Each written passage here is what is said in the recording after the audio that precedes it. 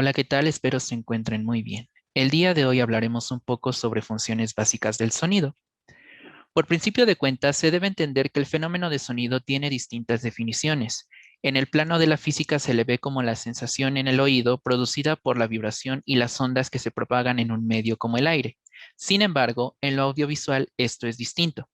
Aquí se le ve como un acompañamiento al video o imagen en el proyecto cinematográfico que está insertado, es decir, algún fragmento de película, algún programa, escena teatral, etc.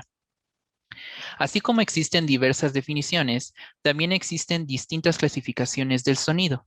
En este caso, enunciaremos dos principales, sonidos de producción y sonidos de postproducción. Su principal diferencia es la obtención y la forma en que se encuentran en el entorno. Los de producción están en el desarrollo del filme y los artificiales o los de postproducción se insertan y se fabrican después del desarrollo del filme por nosotros y por nosotras. Iniciemos un poco con el sonido directo o el sonido de producción. Este, según Samuel Larson, contiene lo que está sonando en ese momento en la grabación, es decir, todos los sonidos que se hallan en el set o la locación correspondiente al filme. Dentro de este mismo sonido directo encontramos tres clasificaciones más. El sonido en vivo, el cual es una grabación sonora pura del lugar donde se filma. Por otro lado, tenemos los diálogos y la voz. En el caso de los primeros, nos referimos a una serie de palabras habladas que tienen como objetivo transmitir información diversa, ya sea semántica, es decir, de trama del producto audiovisual, prosódica, de las emociones y sentimientos de las o los personajes, fisiológica, que nos dice del timbre de voz, de alguna enfermedad o de alguna situación extraña en la voz del personaje, o espacial, que nos indica cómo se encuentra el personaje dentro de la película o del producto audiovisual o del ambiente. En el caso de la voz nos referimos a una presencia de la narrativa sonora en la grabación.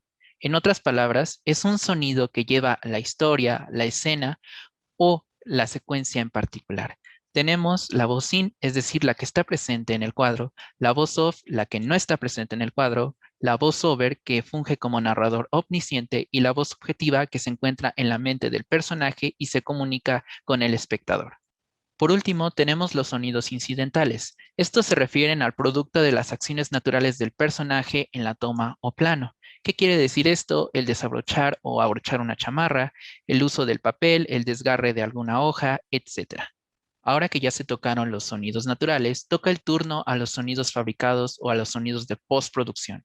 Aquí, Larson enuncia que son sonidos no realistas usados para dar especularidad, dramatismo o comicidad.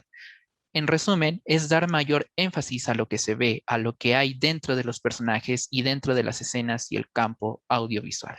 Tenemos los efectos, los cuales son aquellos que le dan mayor emotividad a una escena o alguna toma. También tenemos la ambientación, la cual es una producción de sonidos respecto al lugar que se muestra en una escena, es decir, un campo, una ciudad, un bosque o un mar.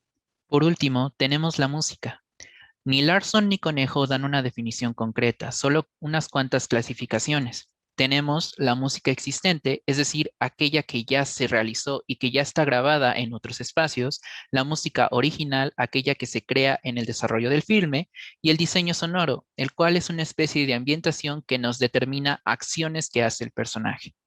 Existe también una clasificación especial de acuerdo al seguimiento de la narrativa de alguna escena o de alguna toma.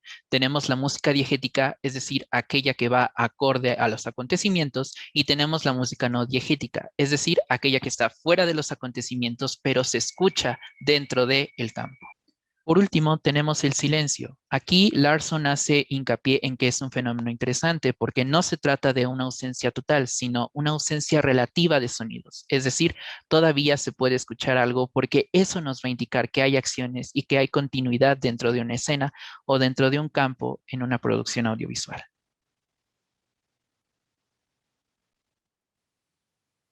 Y con esto terminaríamos esta breve exposición. Muchas gracias por su atención.